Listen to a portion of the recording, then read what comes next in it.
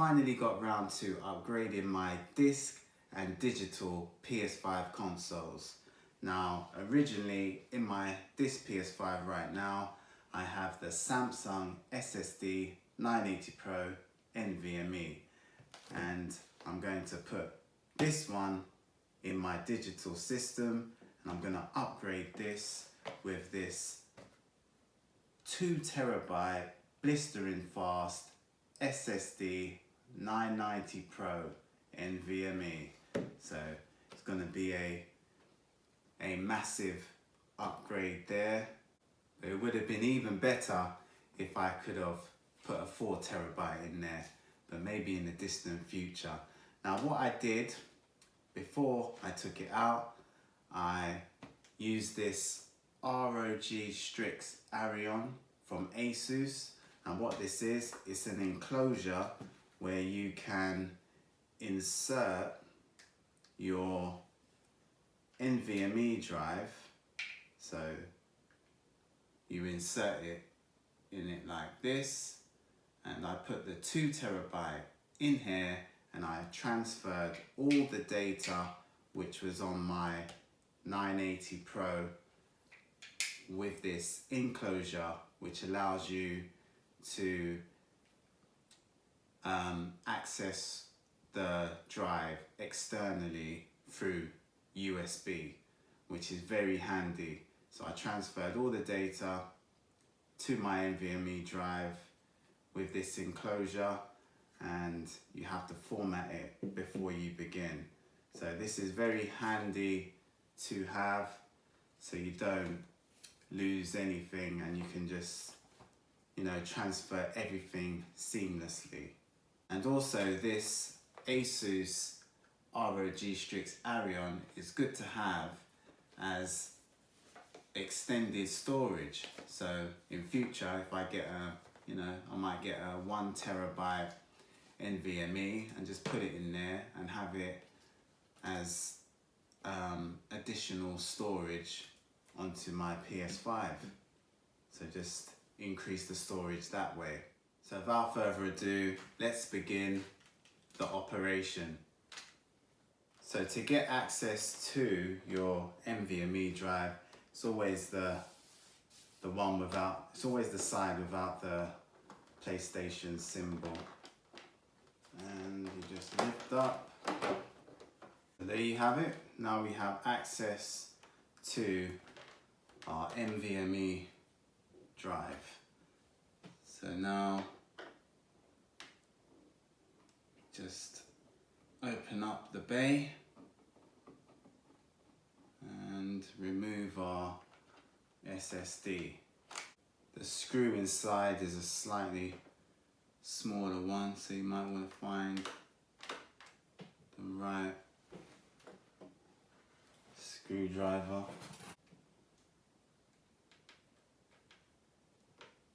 There you go. My iPhone repair screwdriver will do the job there. Very narrow.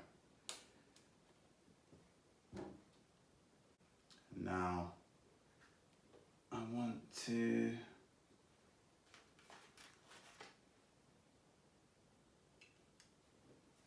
get the 2TB out of my ROG Strix Arion enclosure. So now all you have to do is just apply the heatsink to your NVMe drive, because these ones come without the heatsink, unfortunately, so you got to do it yourself. This is the only fidgety bit about this exercise, realistically. So once that's done, this is what it will look like when the heatsink is applied. Then we have to put it inside of our enclosure. Should be fairly simple to do. Just make sure you have the gold pins on each side with the gold groove at the top sticking out. And as you see, we have these gold pins which will attach to your slot inside of your PS5. And once that's done, so here we have our new and improved NVMe with the heatsink enclosed. So now we just attach it to our PS5.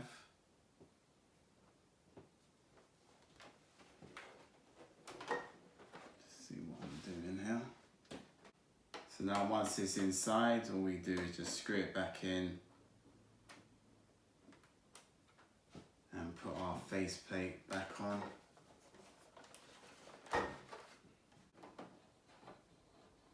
If you want, just give it a little blow if you want inside of your fans and that whilst you're here. You can give it a little wipe, get rid of some dust. For me, that's for another day. Find them grooves.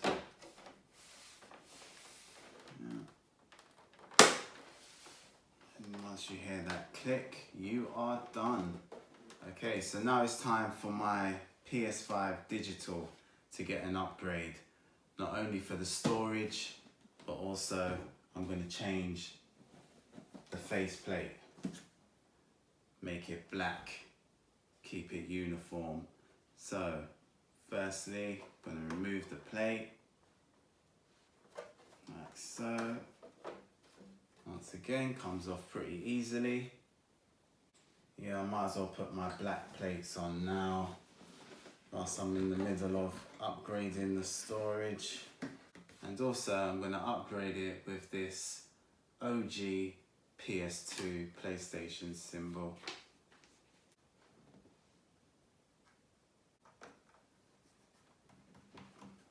Yeah, can't get any better than that. I think that's all set now. Once we get it into the grooves, clip it in. So yeah, so that's everything lined up perfectly. That's our black face plate, one side.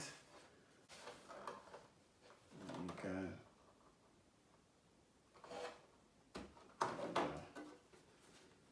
And that's off.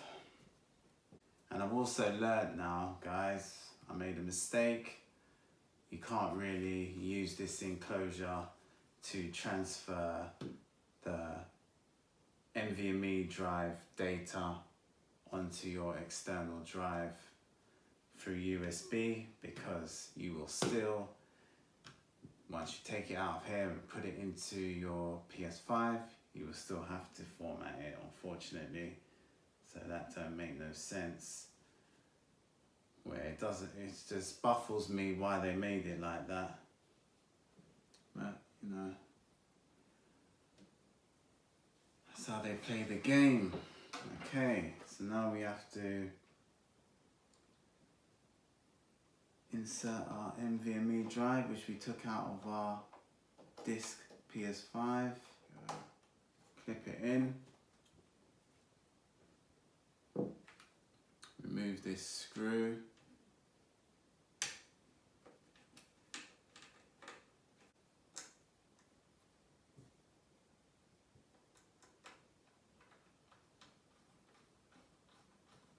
Okay, so you screw it into your washer and everything is nice and firm inside of your NVMe slot compartment.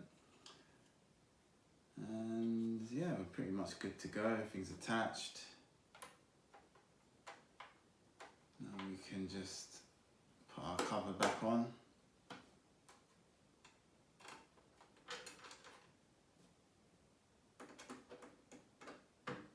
And now we have nice room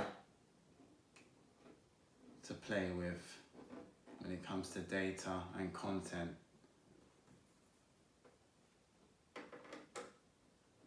But like I say, you always have to format it, so it's however you want to do it.